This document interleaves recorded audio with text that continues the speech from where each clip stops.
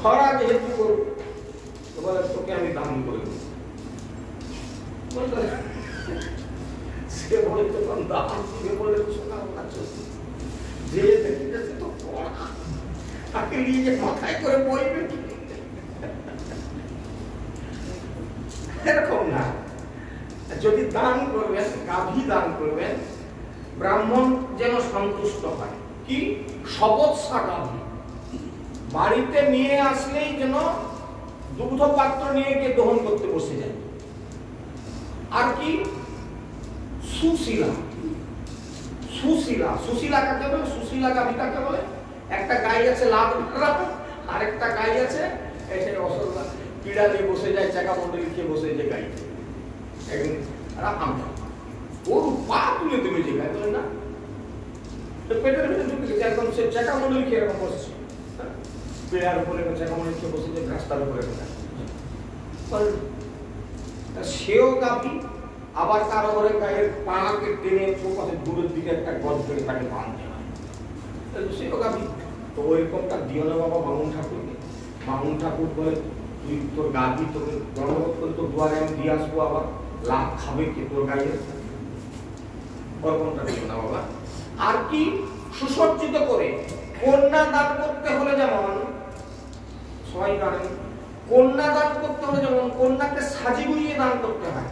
যার যেরকম সামর্থ্য, যার যেরকম সামর্থ্য সেভাবে তাকে সাজিয়ে যতটা ভালো বস্ত্র, যত কিছু অলঙ্কার আদি দিয়ে সুসজ্জিত করে কন্যা দান করতে হয়। গাভীকে দান করতে হয় সুসজ্জিত করে। গাভীকে কি করে সুসজ্জিত করা হয়? স্নান করিয়ে শ্রীকে স্বর্ণের মতো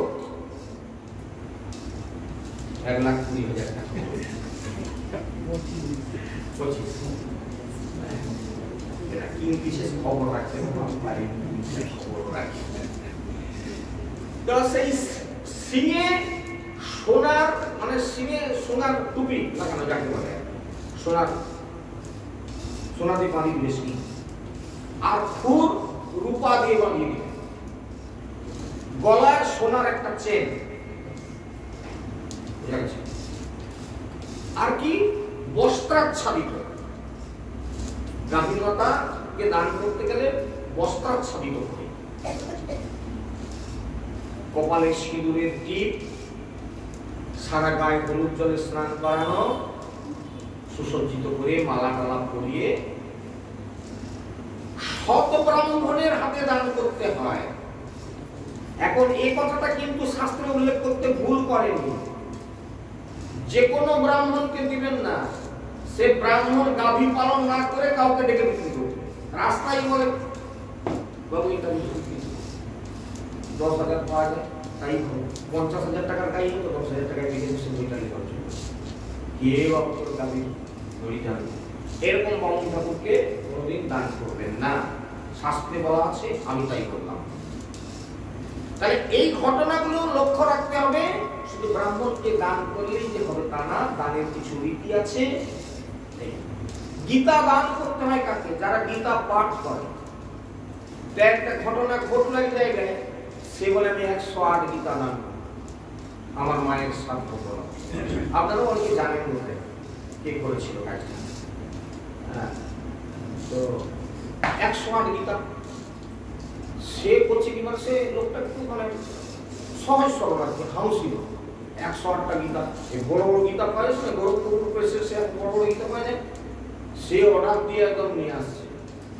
দিয়ে মায়ের শ্রাদ্ধের দিন ঘোষণা করলো যে যারা যারা গীতা নিতে চাও বিকালে গীতা দান। আপনি গেল হাত পেটে দিনে দিয়ে দিচ্ছে, সেগুলো দিয়ে দিচ্ছে। সে এক মাতাল, সে এরকম মানে গীতা নিয়ে চলছে। রাস্তা থাকে একজন মিষ্টি দোকানদার, জায়গাটা না বলাটাই ভালো, আপনারা অনেকে বুঝে যাবেন কে কোথায় বলবেন, কে কোথায় আমাকে গাড়ি কাজ করবে। সে মিষ্টি দোকানদার তুই গীতা কি করবি, কোথা কিনছু নাকি? আমরা ওই অমুক লোকের মায়ের শব্দ দান করছিল, আমরি তো দাম। সে বলে এই লোকটা কি করবে গীতা নিয়ে? সে বলে তুই গীতাটা আমাকে দিবি, দিয়ে দেবো। কত দিবি বল? না, আমি 25 টাকা দিচ্ছি। 25 টাকা দিয়ে সব দিতে পারছে। তো বুঝুন, তা এইরকম দান কখনো করবেন। আমি এক কথাটা কেন এই গল্পগুলো না করলে চলতো না, আমাদের জগতে ঠিক এরকম বহু ঘটনা ঘটছে। পাত্র দেখে করো দান, তীর্থ চিনে করো স্নান। উপযুক্ত পাত্রে দান করো। যিনি গীতা পাঠ করতে পারেন তাকেই গীতা দান করবেন, এবং গীতা দানের রীতি আছে। দান গ্রহণকারীকে অবশ্যই দান দাতাকে পাঠ করে শ্রবণ করাতে হবে। সমগ্র না পারলে এক অধ্যায় অন্তত শোনাতে হবে। অভাবে 10টি শ্লোক অন্তত তাকে শোনাতেই হবে, তা না হলে গীতা দান শুদ্ধ হয়। এবং গীতা দান করতে গেলে কি কি লাগে তার একটা ব্যাপার আছে, সেগুলো দান করতে হয় তার সঙ্গে, তাহলে গীতা দান সম্পূর্ণ হয় না। কথাগুলো বললাম এই কারণে, জগতে এরকম বহু কাণ্ড ঘটছে। বলে অক্ষয় তৃতীয়ায় আমি গীতা দান করবো, মিছামিছি কিছু নয়, 3টা গীতা কিনে এসে 3টা লোককে দেখে দিই। আর পাত্র কি অপাত্র, অক্ষয় তৃতীয়ায় দান করলে নাকি অক্ষয় পূর্ণ লাভ হয়, আর যাকে তাকে করলে হবে। এই ভুলগুলো করলে চলবে না। এই জন্য শাস্ত্রের প্রত্যেকটি কথা পুঙ্খানুপুঙ্খ আমাদের জানার দরকার, সেই জন্যই উল্লেখটা করলাম। যাই হোক, আমরা এবার আমাদের আলোচনাতে চলে যাচ্ছি আবারও। পিতা, আমাদের তো কোনো নির্দিষ্ট দেশ নাই, কোনো গ্রাম নাই, কোনো জনপদ নাই, এমনকি আমাদের স্থায়ী বাসগৃহ পর্যন্ত নাই। তো সুতরাং চিরকালই আমরা বনবাসী। কাজেই যাগ বা যজ্ঞ পূজা যদি করতেই হয়, তাহলে আমরা গোপজাতি, আমরা যে গরুর দুধ থেকেই আমাদের জীবিত হয় সেই গরু গো পূজা করব, ব্রাহ্মণদের পূজা করব, আর গিরি গোবর্ধনের পূজা করব। আর কাকেও আমি আমার মতে কারোর পূজা করা উচিত নয় আমাদের। আমরা গোপজাতি, যেখান থেকে আমাদের লাভ হবে কালী পূজা। আমরা চাষাবো, মা লক্ষ্মীর পূজা করবো। ধান চাষ হয়ে আসছে, মা লক্ষ্মী আসছে ঘরে, মা লক্ষ্মী পূজা করবো, এরকম কথা একটা। আমরা চাষি লোক ধান চাষ করি, ধান ঘরে আসছে নতুন ধান, মায়ের পুজো করবো।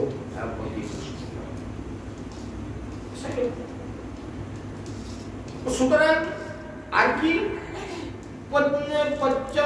বিবিধা পাকা সুপাস্তাপায় সাদয় সংজাব সুস্কুলা সর্বদোহাস্য বিচ্ছতাং।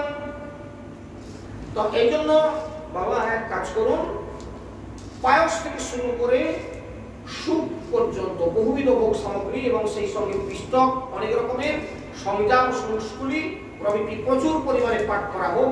এবং আমাদের ব্রজে যত দুধ হয় সমস্ত দুধ একত্রিত করে এক জায়গায় সংগ্রহ করার ব্যবস্থা হোক। ব্রহ্মবাদী স্বধর্মনিষ্ঠ ব্রাহ্মণদের দ্বারা অগ্নিতে আহুতি প্রদান করা হোক। তাদের দান স্বরূপ বহুবিধ অন্ন ধেনু পর্যন্ত দান করা হোক, এবং যথেষ্ট পরিমাণে দক্ষিণা দান করা হোক। এবং গরুদের তৃণাদি গোখাদ্য পরিবেশন করে তাদেরকে তৃপ্তি করা হোক। গরুকে বেশ ঘাস টাস খাইয়ে তাদেরকে তৃপ্ত করা হোক। যুক্তি আছে ওঠে, হ্যাঁ।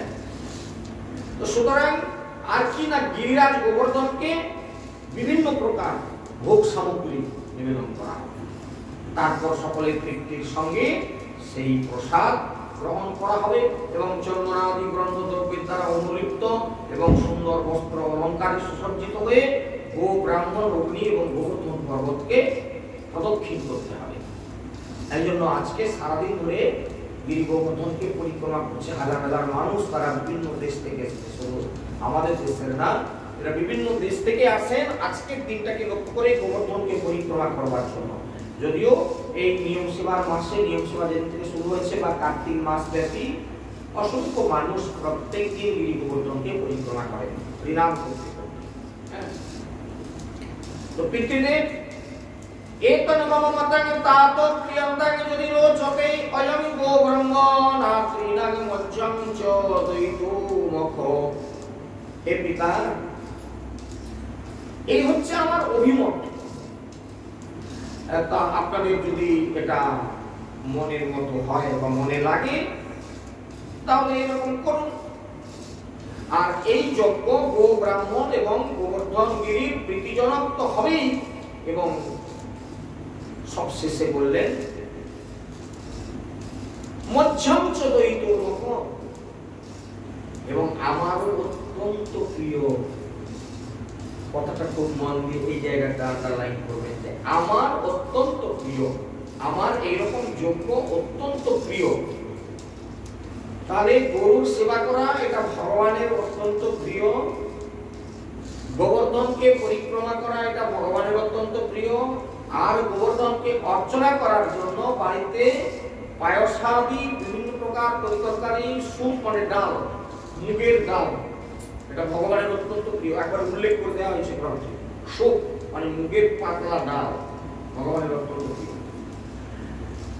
এবং পিঠা, বিভিন্ন প্রকারের পিঠা, পায়স, এইসব ভগবানের প্রিয়।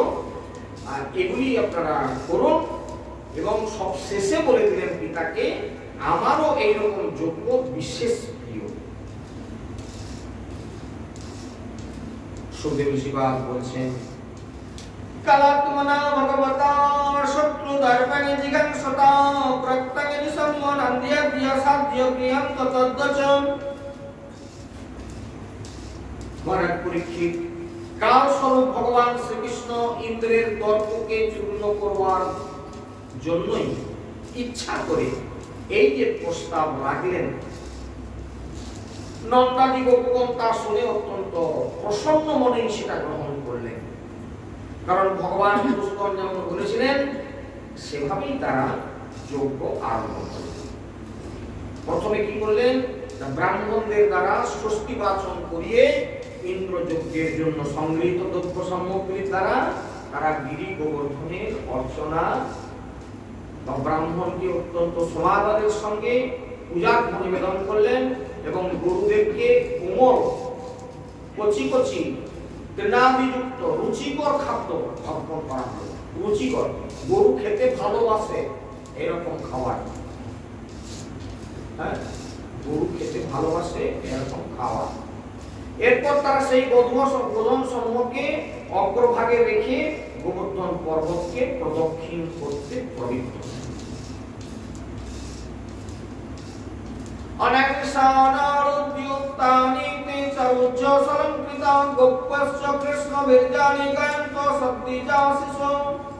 ব্রাহ্মণদের আশীর্বাদ নিয়ে গোপ এবং গোপীগণ উত্তম অলংকার পরিধান করে সুসজ্জিত হয়ে, এই জায়গাটাতে এসে একটু থেমে একটা আন্ডারলাইন লাগাবো।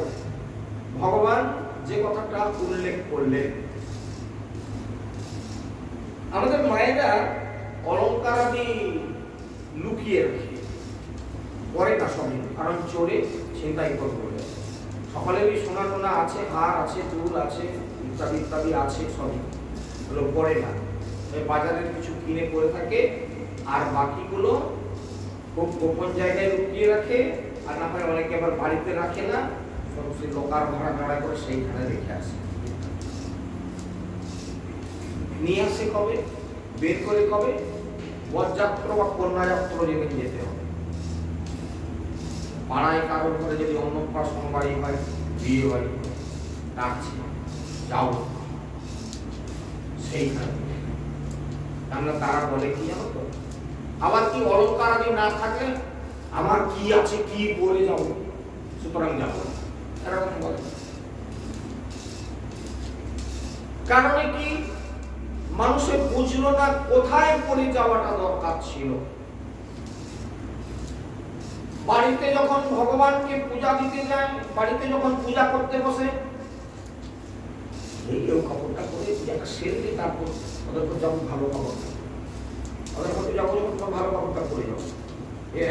পূজা করতে গেলে মোড়ামুড়ি হয়ে যাবে না, নানা ফুল তুলতে, ইয়ে করতে, জল দিতে, সেখানে পাশ মারতে, এদিকে মুখ ধুতে, সেদিকে করতে, ঠাকুরকে চন্দন করাতে, গড় করতে, আঁচলা ভেঙে থেকে যাবে।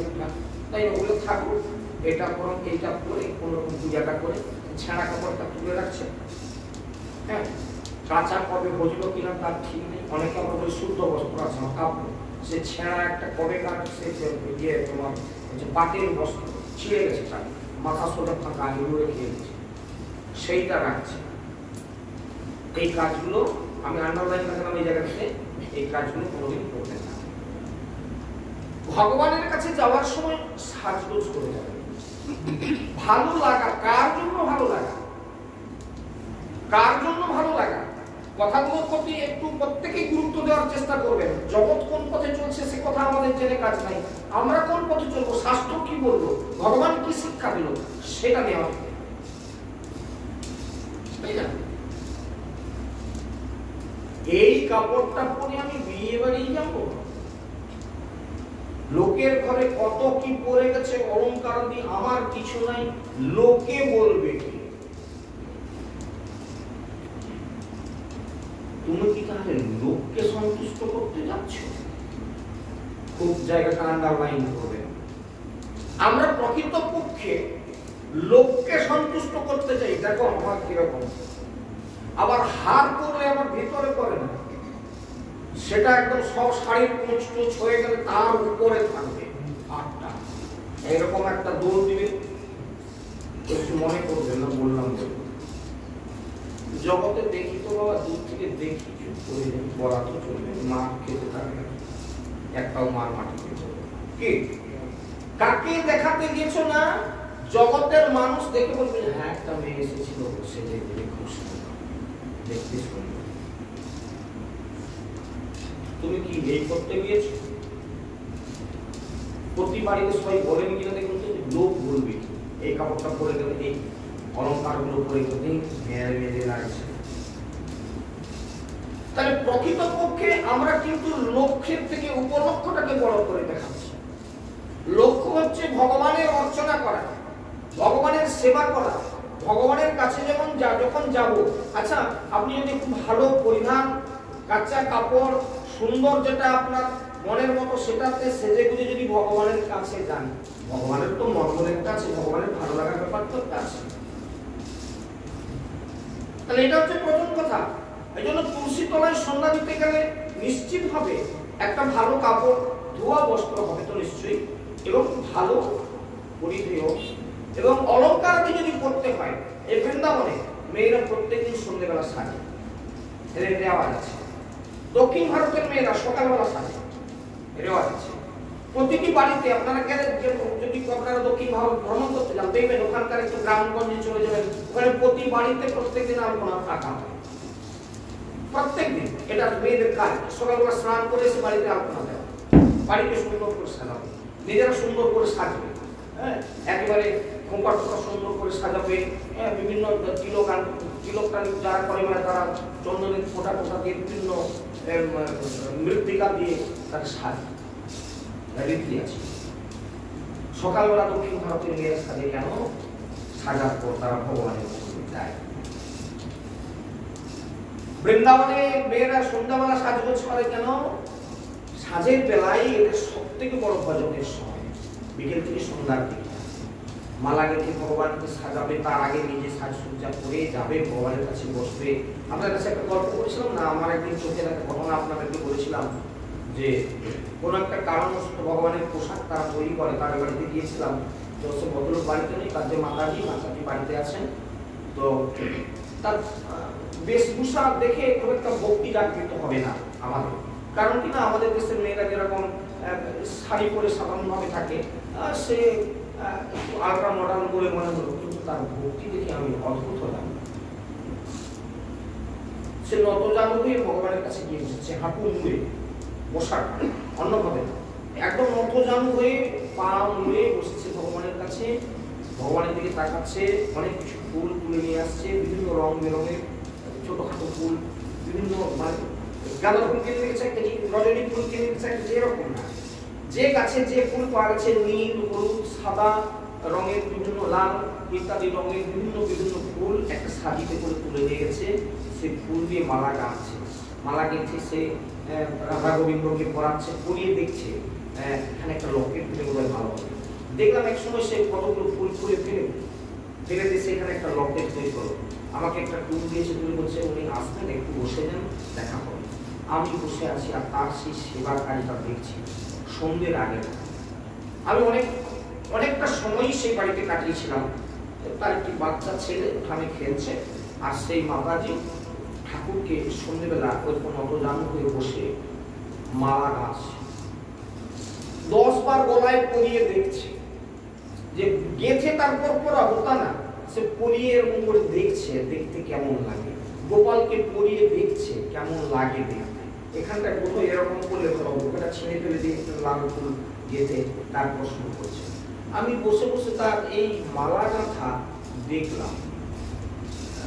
কিছুক্ষণ পরে ওনার স্বামী বাড়িতে আসলেন, তো আমাকে জয়নিতাই বলে সম্বোধন করে আমি বলছি, বাবা একটু বসুন, আরতি করে আমার সঙ্গে না, আরতির সময় হয়ে গেছে। তো মাতাজি ছিলেন, তো স্বামী স্ত্রী মিলে তারা আরতি করলো, ফুল মালা গেঁথে সাজিয়ে আরতির পরে মালাটা খুলে কতটুকু সময় ভগবানকে পড়িয়েছিল তার জন্য এতটা যত্ন। আপনাদেরকে গল্পটা এর আগে একদিন বলছিলাম, আজকেও বললাম এই কারণে যে আমার খুব ভালো লেগেছে যে ভগবানকে সাজানোর, ভগবানকে ভালো লাগানোর কি পদ্ধতি আমরাও তো করি, কিন্তু এই যে গল্পটা আপনাদের কাছে বললাম, বলুন তো ভগবানের প্রীতি উৎপাদনটা আসবে কিনা।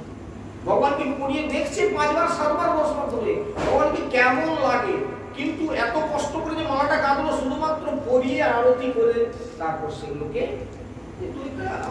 পড়ানো থাকবে না, রাত্রিতে তো তাকে স্বয়ং দেওয়ার সময় মালা তো পড়ানো থাকবে না, করে নামিয়ে দিই। আমি অভিভূত হলাম, আরতির পরে ওনার সঙ্গে কথোপকথন হলো, প্রসাদ দিলে খুব ভালো লাগলো। জায়গাটা আমার যেন চোখের কাছে আসছে সেই দৃষ্টিটা। ভগবান কৃষ্ণ ঠিক সেই কথা বলছেন কি না, সবাই সাজগোজ করে উত্তম অলঙ্কার আদি এবং প্রশংসনে সজ্জিত হয়ে বৃষযুক্ত শপথে আরোহণ করে তারা গিরি গোবর্ধনের পাদদেশে আসতে লাগলো। যারা অনেকটা দূরে আছে, গরুর গাড়িতে ছিল, ট্যাক্সি নয়, গরুর গাড়িতে ছিল। গোপজাতি ও পালন করি আমাদের গরুর গাড়ি। এবার মন্ডা মিঠাই সাজিয়ে নিয়ে নানান প্রকার খাদ্যদ্রব্য বড় বড় থালিতে করে সাজিয়ে শুদ্ধ বস্ত্র পরিধান করে বস্ত্র অলঙ্কারে সুসজ্জিত হয়ে লাইন দিয়ে সবাই এসে সেই গিরি গোবর্ধনের পাদদেশে সব থাকে সাজিয়ে। পুজো হবে, এবার শুরু হবে গোবর্ধন পূজা। কৃষ্ণ দায়িত্ব নিয়েছে, ব্রাহ্মণ আনার দায়িত্ব। আরে কৃষ্ণ কার কথা, নন্দ মহারাজ বলছেন, কৃষ্ণ কয়টা বাবা, আরে কৃষ্ণ কোথায় তুই ছেলে গেল না।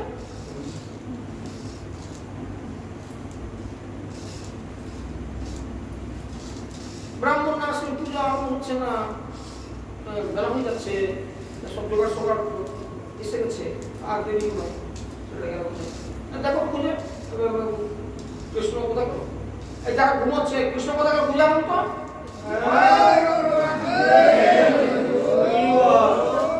যারা ঘুমাচ্ছিল তারা জান কৃষ্ণকে পূজা কোথায় গেল সে ছেলেটা। হ্যাঁ বসে বসে যাই হোক,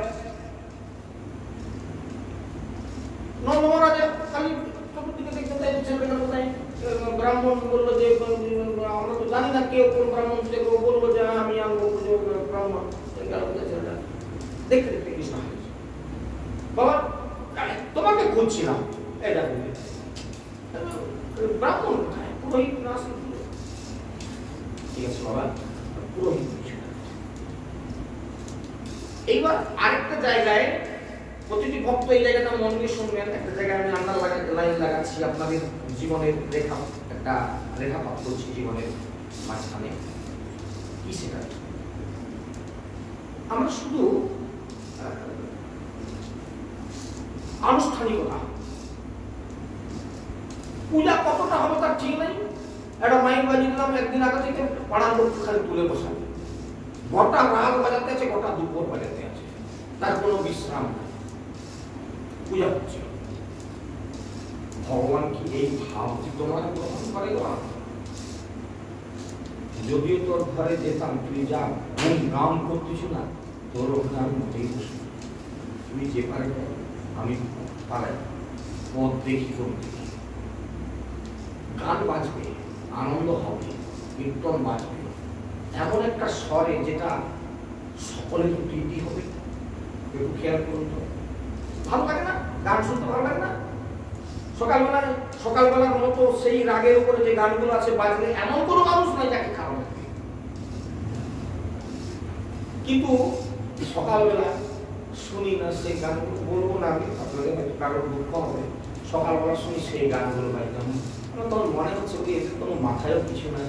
আরে সকাল হয়েছে, তুমি যদি যাই হোক পূজা অর্চনা করতে মাইক বাজাচ্ছে, যে মাইক বলা তাদেরকেও ধন্যবাদ পাওয়া।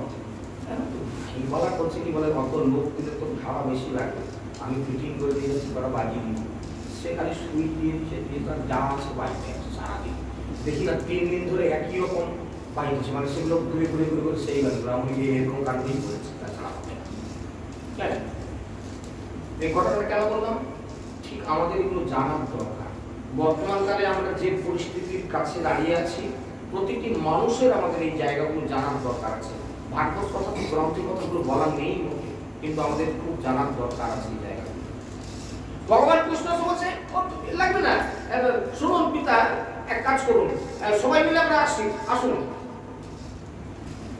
ভগবান কি করলেন দেখুন, সবাই গণবস্ত্র নেন,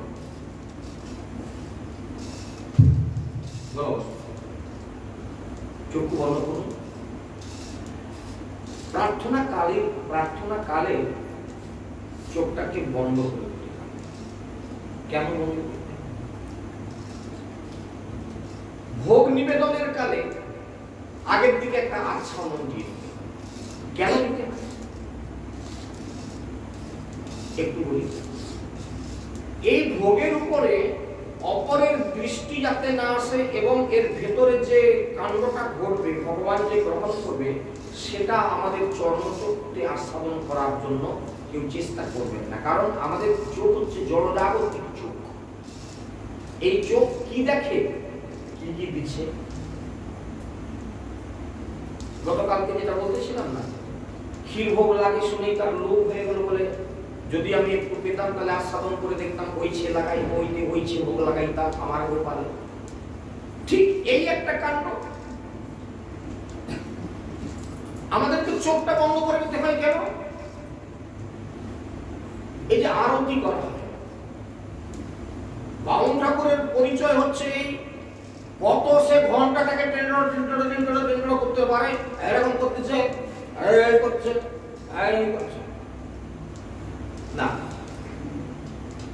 আরতির যে পদ্ধতিটা, পারলে চক্ষু বন্ধ করতে, অন্তরে কল্পনা করুন, ভগবানের চরণ চিন্তা করে চরণে আরতি প্রদীপ 4 বার, হৃদয়ে 2 বার। এই চরণে কি আছে, হৃদয়ে কি আছে, এর যদি আনুষ্ঠানিক ব্যাখ্যা করতে চান পরে বলবেন, এখন এত ডিপে গেলে তাহলে আর আলোচনা এগোবে না। এটুকু। এবং মূর্তিতে 3 বার, আর সর্বাঙ্গে 7 বার। ওটা এরকম করলে খালি হয় না। ভগবান কিটা গ্রহণ করবেন, আপনার ভাবটাকে গ্রহণ করবেন। ভাবগ্রাহী ভগবান। এই কথাটা বলতে গিয়ে একটা কথা বলি, যেগুলো আমাদের ক্ষেত্রে ঘটে। কেউ মারা গেছে, তার 4টে মেয়ে আছে, তাদেরকে খবর দাও, তারা না আসলে বের করা যাবে না, ছেলেরা বাইরে থেকে সবাই আসুক, তারপরে হবে।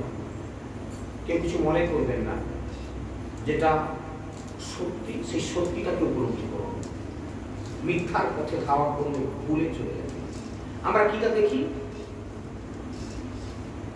হঠাৎ একটা মেয়ে এসে হাজির হয়ে গেল, এসে সে যে কাণ্ডটা দেখাবে, আমি মায়ের জন্য খানিকটা কাঁদলাম, কি দিয়ে দেখো সে রাস্তার দিকে হ্যাঁ করে হাসতেছে। খাওয়া কাদের ঘরের ব্যবস্থা আছে না? বলে ওই যে আমাদের ঘরের ব্যবস্থা আছে। মানে একটু দেরি করো না, কখন থেকে গাড়ি আসছে জানো, সে ভোরবেলা বাড়াইছে। আর কিছু তারপরে কিছুক্ষণ পর দেখা গেল যে আবার একটা কান্না হলো, কি ব্যাপার না হলে মেয়েও চিন্তা করছে। এই ঘটনা মিথ্যা কি সত্যি আপনাদের পাড়া, আপনাদের গ্রাম, আপনাদের বাড়ি লক্ষ্য করুন। আমি কাউকে ইন্ডিকেট করি না, অপরাধ দেবেন না। ভগবান হচ্ছে ভাবগ্রাহী। তুমি মা বাবার প্রতি তোমার কতটা শ্রদ্ধা, এটা তার পরিচয়। এটা তার পরিচয়। পিতামাতাকে জীবিত অবস্থায় কতটা সেবা করেছো সেটাই তার পরিচয়। বাপ মা রাস্তায় বসে কাঁদলো, সেদিন কেউ করতে রাখে, মরে যাওয়ার পর এসে সেখানে পায়ের কাছে মাথা ঠুকে একদম কি নাই কি করে ফেল, বলে আমি একটা, সে অন্তত দেখে বলছে হ্যাঁ আমি একটা কিছু একটা করে দেখালাম। সে একটা হাস্যকৌতুক করেছে না, বলে একসাথ জুতাই কাঁদবো না, গোটা পাড়াতে হাস্যকৌতুক একটা বেরিয়েছিল এক সময়। ভগবান ভাবগ্রাহী। তোমার এইটা দেখতে আসেনি ভগবান, কতটা ঘন্টা বাজিয়ে এরকম এরকম করে দিলে এই করে দিলে মানে সে এক বামুনদের তাকই হচ্ছে যেন মনে হচ্ছে না। এই কথাগুলো যদি আপনাদের জানতে ইচ্ছে করে তাহলে ভজন প্রণালী অনন্ত দাস বাবাজি মহারাজের গ্রন্থটা দেখবেন, আমার কথাগুলো টপ টু বটম মিলিয়ে নেওয়ার চেষ্টা করবেন। এই যে আমরা আরতি করি, পুজো করি, তারপরে কি হয়, পুজো হলো, পাঠ হলো, কীর্তন হলো, এমন একটা চিৎকার চেঁচামেচি শুরু হয়ে গেল, কথোপকথন আরম্ভ হয়ে গেল। আপনার ভাব কি? ভগবান ভাবক না। তুমি এক্ষুনি ভগবানের কাছে একটা প্রার্থনা করো, নম নম তুলসী কৃষ্ণ প্রেয়সী, নম নম বলে রাধা কৃষ্ণ সেবা পাবো এই অভিলাষী। তোর অভিলাষ কতটা ঠিক, মানে এই কথাটা তোর কতটা ঠিক, ফলের পরিচয়তে এটা শেষ না করতে করতে গল্প গুজব কথাবার্তা হ্যাঁ হ্যাঁ হ্যাঁ আরম্ভ হয়ে গেল। বোঝা গেল যে তুই কত বলছিল যে বৃন্দাবনে বাস দিয়ে কি বুঝলেন? কারো কারো গায়ে লেগে লাগতে পারে, সত্যি কথা বলতে গায়ে লাগে। ভাবগ্রাহী, ভাবটাকে ঠিক করুন, অন্তরের চিন্তাটাকে স্থির করুন। যদি তুলসীর কাছে প্রার্থনা করলেন এটা কি, তারপরে যদি আপনার এইরকম বিস্ফোরণ ঘটে তাহলে বোঝাই যায় ভাব কতটা। ভগবান কি গ্রহণ করবে? তুমি কি বললে এক্ষুনি, এক্ষুনি তুমি কি বললে? তোমার এই বলাটা কি সত্যি না ডুপ্লিকেট? প্রমাণ হয়ে যাচ্ছে। এই কথাটি গ্রন্থে বলা আছে, শুধু উদ্ধার করবার পদ্ধতি জানা নাই বলেই মানুষ অন্ধকারে পড়ে গেছে। ভগবান কি বললেন? পিতা সবাই গর্বস্ত্র নেন, হাত জোড় করুন, চোখ বন্ধ করুন, নতজানুকে গিরি গোবর্ধনের কাছে প্রার্থনা করুন, হে গিরিরাজ গোবর্ধন, চোখ বন্ধ করে রাখুন। দেখুন, এটা আমি বলছি না, ভগবান শিখিয়ে দিচ্ছেন পুজো করতে।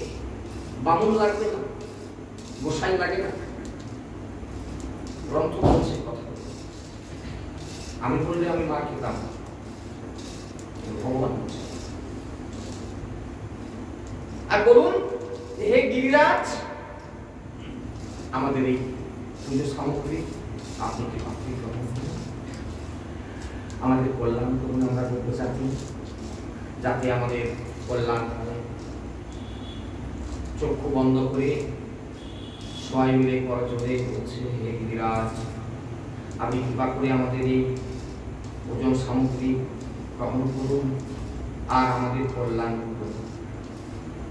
এই কথাটা বলার সঙ্গে সঙ্গে যেই না চোখ খুলেছে, ভগবানের এমনই মায়া, ভগবানের এমনই লীলা, ভগবানের একটি অংশ বিরাট আকৃতি ধারণ করে গিরি গোবর্ধনের উপর থেকে একদম বড় বড় হাত বের করে নাট্য উঠাই ভগবান খেতে আরম্ভ করেছে। যা চোখ মিলে তাকিয়েছে দেখে না, ভাই তো অবাক, এই গিরিরাজকে তো কোনোদিন দেখিনি, বলা মাত্র এসে গেছে। কৃষ্ণ এখানে দাঁড়িয়ে আছে, একবার কৃষ্ণের মুখের দিকে দেখে, মানে কথা যেহেতু বলেছে কৃষ্ণ, আর তার কথা মতো কাজ করতে গিয়ে গিরিরাজ এসে একদম গোপাগোপ খাচ্ছে। একবার কৃষ্ণের মুখের দিকে তাকাচ্ছে, কৃষ্ণ সেই দিকে তাকিয়ে আছে, কৃষ্ণ তাদের মতো করে প্রার্থনা করছে, শিখাচ্ছে। একটা অংশ ভগবানদের ভগবানের জায়গায়, আরেকটা অংশ ভক্তদের ভক্তের জায়গায় থেকে ভগবান আমাদেরকে কেমন এই ভাবই তো গ্রহণ করতে হবে আমাদের। এই শিক্ষাই তো শিক্ষা। ভাগ্য তো শুনি, অনেক গল্প শুনে কোথাও চলে যায়, কিন্তু এই যে রস আস্বাদন করা। তাহলে কি পুজোর সামগ্রী হচ্ছে অন্তরের অনুরাগ, ভগবানের প্রতি দৃঢ় অনুরাগ, তার প্রতি দৃঢ় প্রীতি। যে তৃপ্তার্থে চক্ষু বন্ধ করে চোখ দিয়ে জল পড়বে, করজোড়ে ভক্তিযুক্ত চিত্তে কারুণ্য ঘন অন্তরে ভগবানের কাছে প্রার্থনা। শুধু তাই না, কি অদ্ভুত ঘটনা, এক একটা থালা শেষ হয়ে যাচ্ছে বলে এই থালা কার, এই থালা যার, তাদের শিকাতে এখনো আছে মন্ডা, সেগুলো নিয়ে আসুন, খুব ভালো হয়েছে। মানে কিছু মন্ডা নিয়ে গেছে, থালায় যতগুলো ধরেছে, বাদ বাকিগুলো শিকাতে তুলে রেখে গেছে। সে বলে তাহলে তো ব্যাপার দারুণ, ভগবান সব মানে গিরি গোবর্ধন একবারে স্বয়ং আবির্ভূত হয়ে বলতেছেন এরকম, শিকায় চলেছে, ঠিকই তো, হ্যাঁ এ তো মানে দারুণ কথা। এরকম তো কোনোদিন ভগবান খায়নি, ভগবান তো এরকম কোনোদিন বলেনি। তাদের তখন অন্তরে ভগবান কৃষ্ণের প্রতি তাদেরকে বিশ্বাস দিল। একবার কৃষ্ণের দিকে তাকাচ্ছে, হ্যাঁ কৃষ্ণ চোখের ইশারায় ভক্তি করে নিয়ে আসতে চলে যাবো। ভগবান বলে আর তোকে মজা ভগবান চোখের ইশারায় যেমনি বলছে, গিরিরাজ বলতেছে বলে এই খাওয়া যাও, তার বাড়িতে এখনো শিকায় এই মনটা তোলা আছে, এই একই ধরনের মনটা নিয়ে আসো, খুব ভালো হয়েছে। ভগবান কৃষ্ণ চোখ ইশারা করেছে,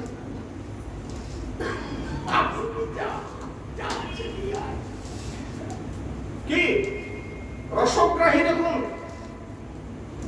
ভগবান এই পূজাটা শিখাচ্ছেন আমাদেরকে। আমরা শিখবো কোথায়? দেখুন গ্রন্থ তাই বলছে। আর কি তস্মৈ নমো প্রযোজনৈ সহ চক্রে গতমানঃ মানে অহ পশ্যত শৈল হসু রূপিনো অনুগ্রহং বেদাত।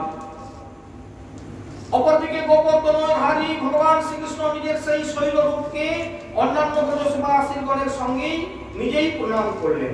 নিজের একটা অংশ এখানে গিরিরাজ রূপে দাঁড়িয়েছে, আর এদিকে সবাইকে নিয়ে প্রণাম করাচ্ছে, নিজেও প্রণাম করতেছে। আমরা কলিযুগে দেখেছিলাম চৈতন্য মহাপ্রভুকে আপনি আচরণ ধর্ম অপরে শেখায়।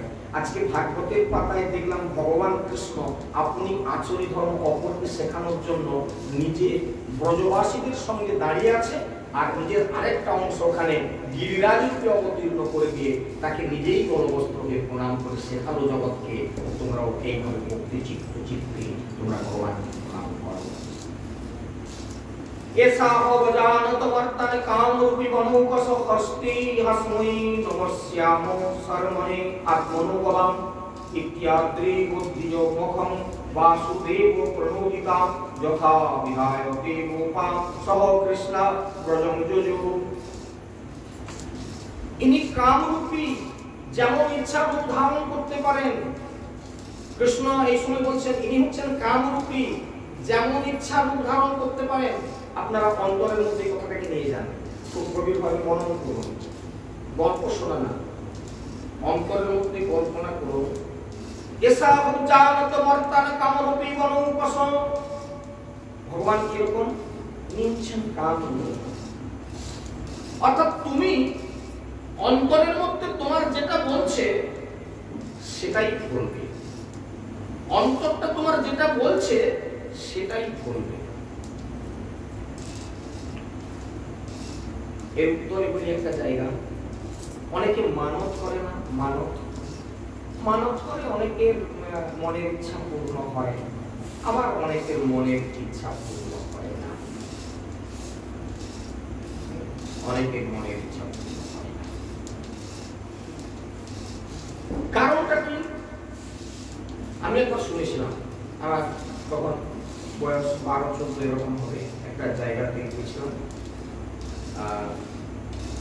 পরবর্তীকালে তার অবশ্য তখন 2টি ছেলে ঘরে আমার হয়েছে, কিন্তু তখন যে ছেলেটি তার মানে সেটি প্রথম ছেলে তার জীবনে, সেই ছেলেটা জলে ডুবে মারা গেছে।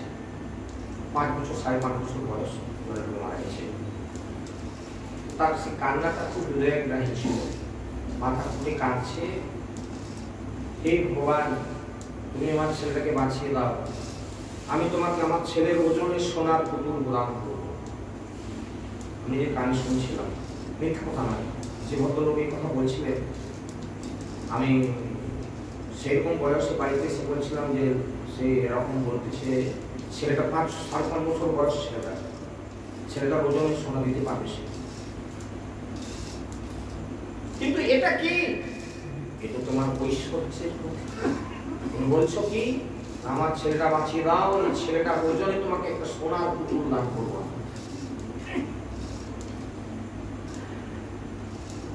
উল্লেখ করলাম কেন? ইত্যাদ্রি গোতিজমকং বাসুদেব প্রণোদিতা যথা বিধায়তে গোপাঃ সহ কৃষ্ণ ব্রজং যজু।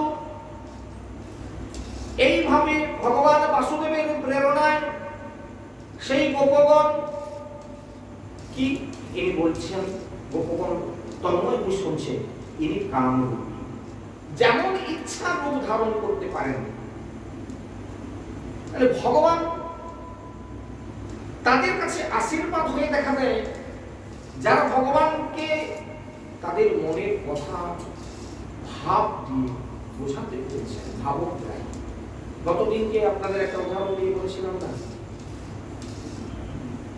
যে দ্রৌপদী কাঁদছে, প্রকাশ্য রাজসভায় তার অঙ্গের বসন ভূষণ কেড়ে নিচ্ছে দুঃশাসন,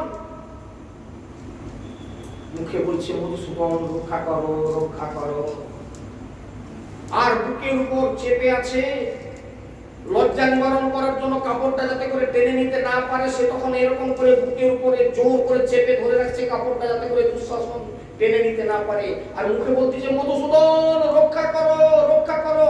আর ভগবান মধুসূদন তখন বৈকুণ্ঠে লক্ষ্মী দেবী তাকে সেবা দিতেছিলেন, গ্রাস একটা তুলেছে, কানে গেল, মধুসূদন রক্ষা করো। বলে লক্ষ্মী তুমি বসো, আমি আরে খাবার পাতা ছেড়ে যাও কোথায়? না, বলে একজন ভক্ত আমাকে ডাকছে, আমি না গেলে তার উদ্ধার করতে পারা যাবে না। ভগবান দৌড়ে গেলেন, দৌড়ে গিয়ে দেখলেন যে দ্রৌপদী চেষ্টা চালিয়ে যাচ্ছে, ছুটে ঘুরে চলে গেলেন। দেখো কি ব্যাপার, তুমি কোথায় গেলে যে তুমি ভক্তকে রক্ষা করার জন্য? গিয়েছিলাম, দেখলাম সে নিজের শক্তি দিয়ে চেষ্টা করছে, ঠিক আছে চেষ্টা করছে, ততক্ষণ করুক, আমি খেয়ে দিয়ে তারপর যাচ্ছি। কথাগুলো খুব মনন করবেন। ভাগবতে মহাভারতে শ্রীধর স্বামীপাদের টিকাতে বর্ণনা করা আছে কথাগুলো, খুব মনন করবেন। ভগবান যখন দেখলেন দ্রৌপদী চেষ্টা করে যাচ্ছে, ফিরে এলেন। লক্ষ্মী দেবী প্রশ্ন করেছিল তুমি ফিরে এলে কেন? তুমি নাকি কোনো ভক্ত বিপদে পড়েছে, তুমি সেখানে ছুটে গেলে, ফিরে এলে? আবার সে নিজের চেষ্টা চালাচ্ছে, এই জন্য ফিরে এলাম, চেষ্টা যতটা করবার করব। যখন সারা অঙ্গের বসন ভূষণ টেনে নিয়েছে, কোনো ক্ষমতাই কাজ করলো না, দ্রৌপদীর কোনো ক্ষমতা যখন কাজ করলো না, যখন সারা অঙ্গ বিবস্ত হয়ে গেছে, কিছুই তো আমার আর বাকি নাই, তাহলে আর মুখ চেপে রেখে লাভ কি, এদিক চেপে রেখে লাভ কি, সবই তো আমার আলাদা হয়ে গেছে। দু হাতটা তুলে দিয়ে বলছে মধুসূদন রক্ষা করো রক্ষা করো, বলে দুটো হাত যখন তুলে দিয়েছে, স্যারেন্ডার, পূর্ণ স্যারেন্ডার হয়ে যাওয়া। হে প্রভু, তোমার চরণে আমি সমর্পণ করে দিলাম, আমার বলতে কিছু নাই, তুমি আমাকে রক্ষা করার মতো জগতে কেউ নাই, পৃথিবীতে কেউ নাই। এই অনন্য ভক্তির দ্বারা যদি কেউ ভক্ত ডাকে, আছে আমাদের অনন্য ভক্তি। অভাবের পড়লে বন্ধুর কাছে যাই, অভাবের পড়লে দেশে ধনী ব্যক্তির কাছে যাই, অভাব পড়লে ব্যাংকে লোন করতে যাই, অভাব পড়লে ভগবানের কাছে চোখের জলে কোনোদিন কাঁদি না। বিপদের দিনে, অসুখের দিনে কোথায় যাব, জমি বিকবো না বন্ধক দিব না টাকা কোথায় সংগ্রহ করবো, নিয়ে আমরা বিভিন্ন জায়গায় দৌড়ে যাই, দেশ বিদেশে দৌড়ে যাই। ভগবানের কাছে চোখের জলে বলি না, প্রভু তুমি আমাকে ভালো করো, আমাকে এরকম করো, আমি যন্ত্রণা উপলব্ধি করছি আর সহ্য করতে পারছি না, তুমি ছাড়া আমাকে রক্ষা করার কেউ নাই, তুমি আমাকে রক্ষা করো, তুমি আমাকে সুস্থ করো। চোখের জলে কোনদিন বলেছি?